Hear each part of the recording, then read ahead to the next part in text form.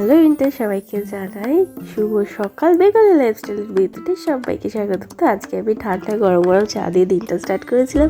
আর সৌরভ তারাপীঠ গেছিল, ওখান থেকে ওকে আমি বলেছিলাম ল্যাংচা সীতাভোগ আনতে। বর্ধমানে মানে স্টেশনটা দাঁড়িয়েছিল, তো ওকে ল্যাংচাটা বেশ ভালোই লাগে, তারাপীঠের ল্যাংচাটা। ও এসেছিলো, তাই রাত্রে ডিনারে একটু চিকেন করেছিলাম, তাই ভাই আবার সেই চিকেনটা নিয়ে পুড়িয়ে খাচ্ছিলো। আমিই করেছি সেই দিন চিকেনটা।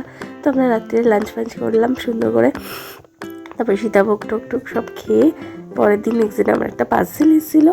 বুঝতেই পারছি এতটাই ঠান্ডা লেগেছে, আমার গলার আওয়াজ শুনে তোমরা বুঝতেই পারছো।